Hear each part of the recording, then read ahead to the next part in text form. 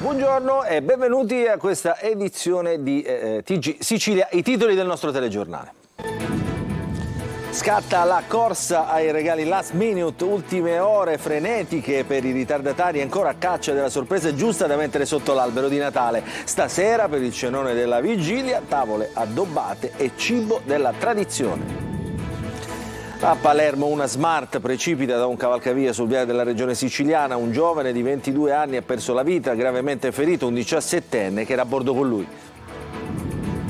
Sempre a Palermo avvia l'operazione Sicurezza in Centro, controlli rinforzati in tutta la zona della Movida, accessi contingentati in piazza Politeama per il Capodanno. Intanto emergono nuovi dettagli sull'omicidio del giovane ucciso davanti alla discoteca di Via Calvi.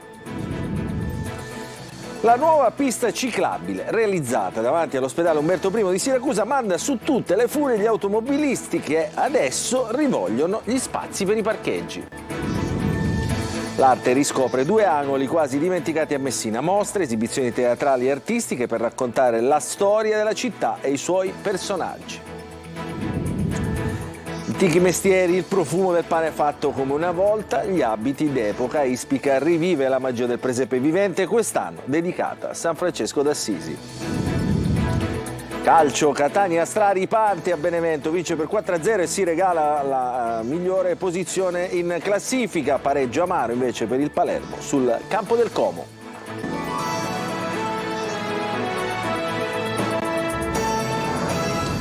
Ancora buona domenica, buona vigilia di Natale, ben trovati in questa edizione di TG Sicilia. Apriamo il nostro telegiornale proprio con le ultime ore che caratterizzano anche quest'anno la vigilia di Natale, ultime ore per trovare il regalo giusto da mettere sotto l'albero. Serve pazienza e anche disponibilità a spendere qualcosa in più per non restare a mani vuote, ma fare i regali, lo dicono anche gli esperti, aiuta a vincere lo stress. Eva Spampinato.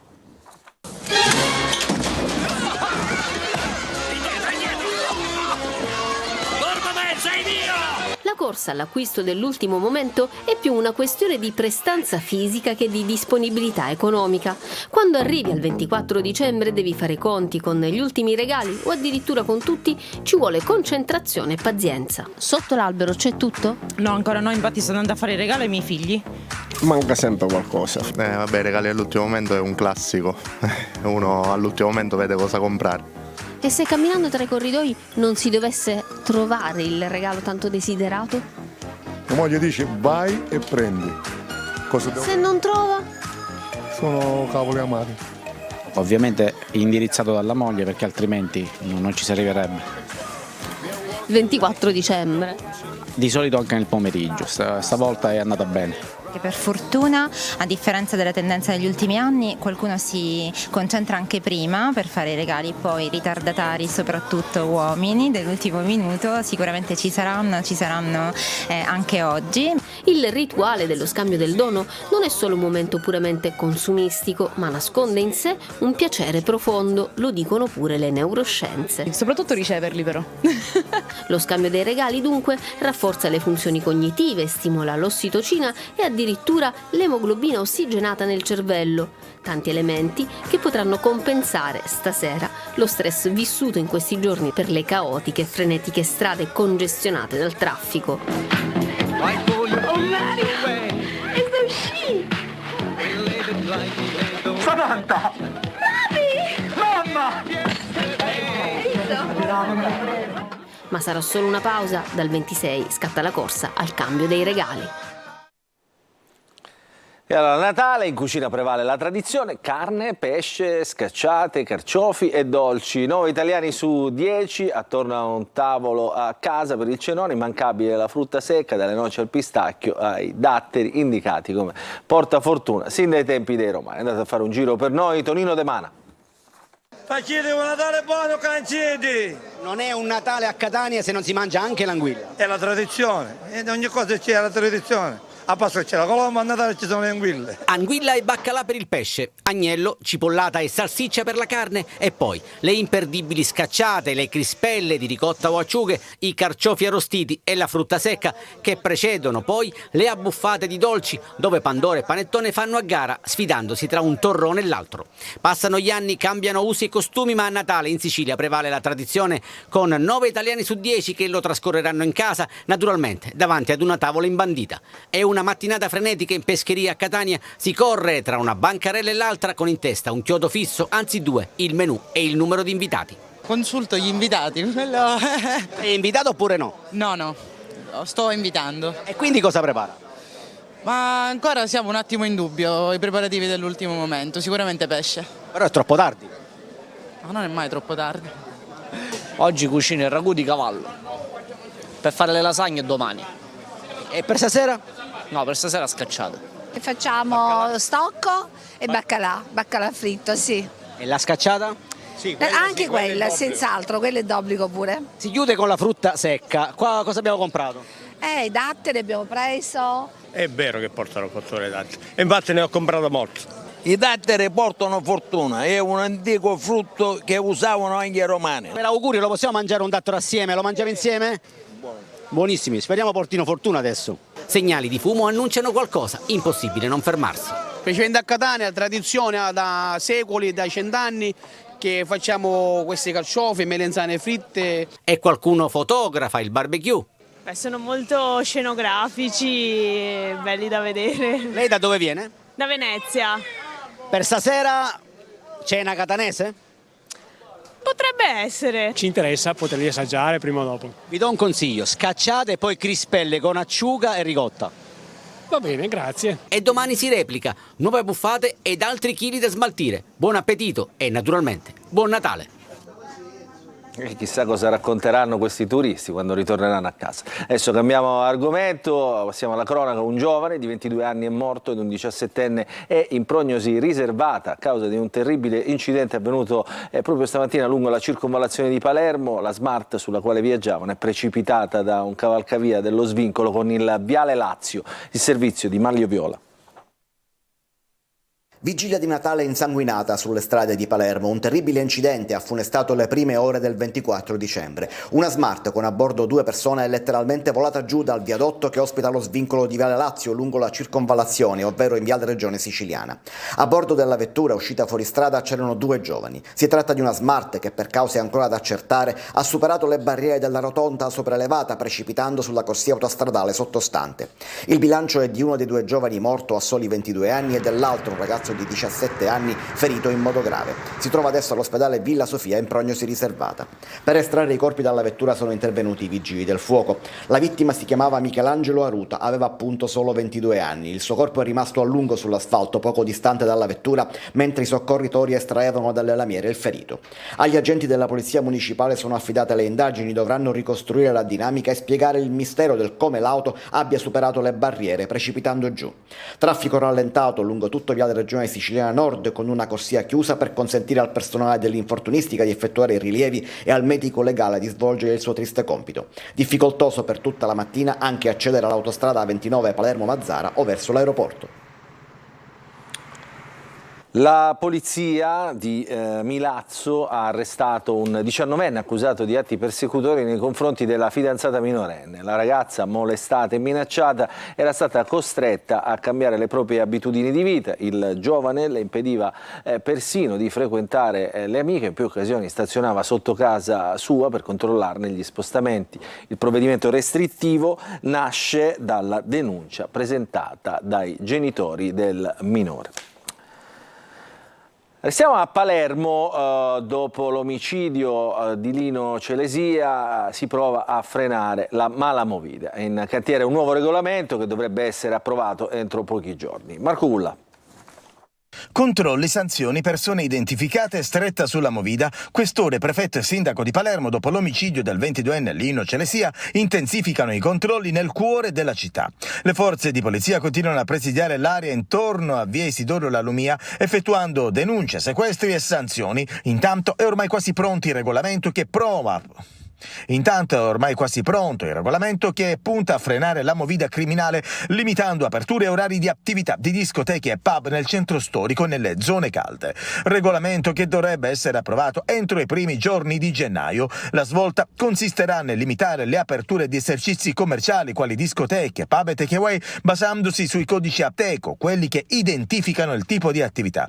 Metteremo anche apposite apparecchiature per chiamare i taxi dall'interno dei locali, dice l'assessore alle attività produttive Giuliano Forzinetti. Il regolamento consentirà poi di limitare gli orari per la consumazione e la somministrazione di alcol. Dopo le 22 non si potranno più consumare alcolici in contenitori di vetro all'aperto. L'obiettivo è scoraggiare la mala movida. Una stretta che partirà già dal 31 dicembre, un tetto massimo di 9.800 persone nelle piazze Ruggero VII e Castelnuovo e 150 fra steward e volontari della protezione civile per presidiare le vie di accesso, il triplo rispetto allo scorso anno, mentre le forze dell'ordine vigileranno con il massimo degli uomini disponibili che la pressione della gente nelle strade limitrofe resti sempre sotto controllo. Presidi e controlli, il concerto dell'artista Elodie sarà praticamente blindato. Ed è stato convalidato il fermo di Giuliano Castiglia, il giovane accusato di porto abusivo dell'arma da fuoco usata per uccidere proprio Lino Celesìa. L'avete sentito nel servizio che è andato appena in onda, il giovane ucciso davanti alla discoteca di via Pasquale Calvi a Palermo. A sparare, secondo il racconto, sarebbe stato il fratello minorenne, ma i due si sarebbero solo difesi. Il servizio. Una lite iniziata 10 giorni prima fra i vicoli della Vucciria durante una delle tante serate della movida palermitana che sembrava essersi conclusa lì. Una lite costata però una ferita alla testa e tanta rabbia e paura e poi, a distanza di tempo, ricominciata davanti alla discoteca Not 3 e conclusasi con l'omicidio Celesìa. Ha risposto alle domande del GIP Giuliano Castiglia, il giovane di 23 anni accusato di aver detenuto la pistola con la quale il fratello di 17 avrebbe ucciso Rosolino Celesìa proprio nella discoteca Not 3 a Palermo, via Pasquale Calvi, ma ha raccontato che lui e suo fratello si sarebbero soltanto difesi. Sarebbe stato proprio Celesìa, la vittima, 10 giorni prima a colpire la testa Castiglia con una bottiglia rotta, procurandogli una ferita poi medicata a casa dalla madre del giovane. Una lite alla quale avrebbe assistito anche il fratello minore. Quest'ultimo, rimasto traumatizzato dal ferimento del fratello, nei giorni successivi si sarebbe procurato la pistola, acquistandola da uno zingaro fra i vicoli di Ballarò. Per questo girava armato, per potersi difendere dalle aggressioni. Nella notte fra mercoledì e giovedì, fra il 20 e il 21 dicembre, i fratelli Castiglia si sarebbero trovati di nuovo a confronto con Celesìa, stavolta all'interno della discoteca, e in quella occasione il più giovane, il minorenne, avrebbe sparato, ma per difendere il fratello. Una versione adesso al vaglio degli investigatori che sin da subito si sono detti poco convinti della confessione del minorenne. È stato un video in cui si vede il maggiorenne invece con l'arma in mano a permettere di fermare anche il 23enne, per il quale adesso il GIP ha convalidato l'arresto e disposto la custodia in carcere. Al momento l'accusa è di porto abusivo d'arma, ma l'indagine è ancora in corso a carico di entrambi i fratelli. Alcuni agenti sono rimasti contusi durante una rissa con alcuni detenuti della nona sezione del carcere Ucciardone a Palermo che volevano vendicare un loro compagno che precedentemente aveva avuto una violenta lite con un detenuto straniero. La denuncia è stata effettuata dal sindacato regionale degli agenti di polizia penitenziaria Maurizio Mezzatesta. Adesso ci spostiamo a Siracusa, dove da qualche settimana vicino all'ospedale Umberto I è stata realizzata la pista ciclabile, riducendo di molto però i posti per le auto. Tante le lamentele degli automobilisti e dei residenti che dicono hanno rovinato una città. Sentiamo il servizio. Un'ambulanza bloccata nel traffico è la foto emblematica della nuova viabilità di Siracusa. In quasi tutti i quartieri sono spuntate le piste ciclabili, restringendo non di poco le corsie riservate alle auto. E così qualcuno si è anche rivolto a ditelo al vostro TG. C'era un'ambulanza proprio in questa zona che si è fermata al centro.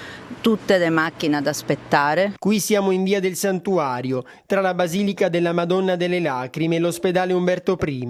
A due passi c'è il Corso Gelone, una delle principali vie dello shopping, dove oggi c'è la ciclabile deserta, prima si parcheggiavano le auto. Le ciclabili sono utili, però qui si continua a avere le code in macchina e le piste ciclabili sono sempre vuote, sempre libere. Hanno rovinato una città, proprio tutte queste bici io poi non li vedo. Il traffico è in tilt. Sì, completamente. È un po' un problema. A volte se arriva un codice rosso magari. Mentre giriamo le immagini incontriamo alcuni familiari di un degente dell'Umberto I. La situazione è molto critica, ci dicono a microfoni spenti. Trovare un posto qui è quasi impossibile, considerato che nel parcheggio dell'ospedale possono accedere solo i dipendenti. Purtroppo in caso di emergenza siamo costretti a mettere doppia fila. Le ciclabili hanno un pochino modificato, però dobbiamo guardare al futuro. Gli automobilisti si lamentano, ma nonostante tutto le piste ciclabili sono sempre di più ed il traffico continua ad aumentare. Vedremo cosa succederà. Adesso ci spostiamo a Messina, 2 angoli quasi dimenticati della città, riscoperti grazie a un'iniziativa che ha portato in strada performer, poi mostre, esibizioni teatrali e artistiche per raccontare la storia della città e i suoi personaggi. Francesco Triolo. 2 angoli nascosti, dimenticati di Messina nell'atmosfera del Natale miscelata alla creatività e all'arte. Alcuni artisti messinesi hanno dato vita ad Instrad Art, estemporanea d'arte nelle vie Legnano e nel vicolo Cicala, luoghi storici della città dello Stretto ma adesso trascurati. Sono nate così estemporanee d'arte, disegni dal vivo e viaggi nell'immaginario guidati da professionisti, oltre a spettacoli musicali e teatrali, raccontando il passato ed i personaggi che ne hanno fatto la storia. Ah, mi avete riconosciuto? No! Signori, io sono Scipione Cicala! Scipione Cicala, quello che ha dato il nome al vicolo! Scipione Cicala! Ma forse vi credevate che il vicolo Cicala si chiamava così per quegli animaletti che di notte non stanno zitti un attimo? I messinesi e non solo hanno gradito con una passeggiata tra mostre, scorci e tesori che nessuno immaginava si potessero trovare in quegli angoli, e poi le lezioni di disegno e di arte, il mangiatore di fuoco, sino a vere e proprie aree tematiche come quella dei giochi da tavolo, le isole artistiche, per conoscere una Messina diversa, un'iniziativa nella fase sperimentale, nell'ambito dell'iniziativa di Natale, ma che potrebbe essere ampliata ad altre zone per recuperare e far conoscere l'identità della città e dei messinesi illustri. Questo per dire che proprio Messina ha degli scorci storici che vanno riscoperti, soprattutto attraverso i giovani artisti che si mettono in gioco. A Ispica torna anche quest'anno il presepe vivente, sempre più magico e suggestivo. Questa edizione è stata dedicata a San Francesco d'Assisi. Simona Mazzone.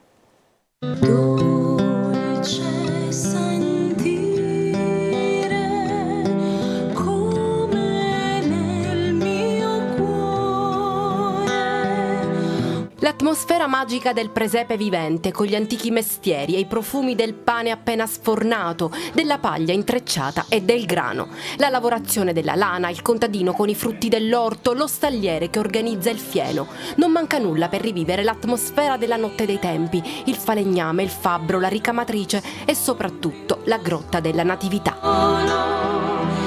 Il presepe vivente di Ispica nel Ragusano si sviluppa lungo l'itinerario rupestre che dal vecchio abitato delle case grotta di Spaccaforno porta sin dentro l'area archeologica del Parco Forza per uno spettacolare tragitto di teatro, musica e antichi mestieri che quest'anno sfiora i 2 chilometri di lunghezza complessiva. C'è un impegno artistico non indifferente, con artisti e attori che vengono da tutte le zone del nostro territorio, e quindi è una sorta di musical perché viene cantato, viene recitato, c'è veramente tanto teatro nel mezzo e di conseguenza tanto lavoro. Questa edizione del presepe vivente è dedicata alla figura di San Francesco. Impersonare San Francesco diciamo che è stata un'esperienza innanzitutto magica, che reputo anche essere stata una grossa sfida, in quanto è un personaggio che richiede una certa dose di sensibilità. Chi lo ha già visitato si è tuffato in un'atmosfera magica incredibile, portando a casa una dose di pace e serenità. È una bella impressione, è molto carino, rievoca tutto quello che si faceva nel passato.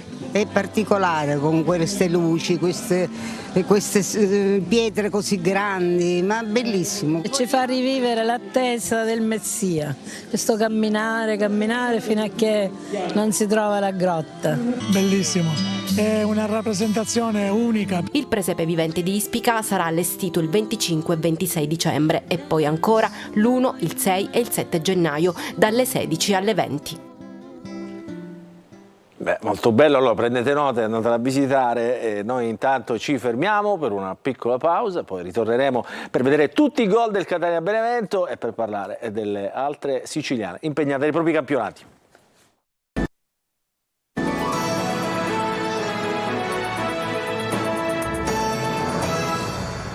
Ancora ben trovati nella seconda parte del nostro TG Sicilia, parliamo di calcio, partiamo con il Catania che ha vinto per 4-0 in casa del Benevento, complici 2 cartellini rossi per gli avversari. I rossazzurri hanno dilagato con una doppietta di Chiricò, in gol anche Zammarini e Deli. Adesso si pensa al mercato, ci fa il punto Marco Carli. Dopo le tante delusioni di questa prima metà di stagione, il Catania si regala un Natale coi fiocchi, vincendo 4-0 in casa del Benevento nell'ultima di andata. Premiata la scelta di Lucarelli di schierare la difesa a 3 dopo una settimana difficile, caratterizzata anche dall'allungarsi della lista degli indisponibili e con Rocca e Rapisarda febbricitanti. Così, oltre a Chiricò, brillano Zanellato regista e Castellini esterno a sinistra, e proprio quest'ultimo a impegnare Paleari dopo un buon avvio del Benevento. Gli etrei questa volta sfruttano gli episodi come l'espulsione per doppio giallo nel giro di un minuto di Karic. Subito dopo, infatti, Rocca approfitta di un retropassaggio errato e costringe al fallo in area il portiere e rigore. Chiricò va sul dischetto e spiazza Paleari, 1-0 per il Catania.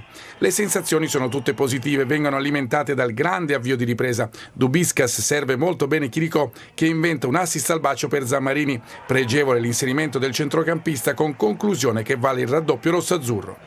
Avevamo troppo bisogno di questa vittoria, di questa grande prestazione contro una grande squadra come il Benevento, e quindi magari questa partita ci dà il là, no? per farci capire veramente che squadra siamo. Il Benevento resta anche in 9 per l'espulsione di Italia, così è Accademia Rossazzurra. Ancora Dubiscas, serve Chiricò che con il suo sinistro ritrovato mette in rete la palla dello 0-3.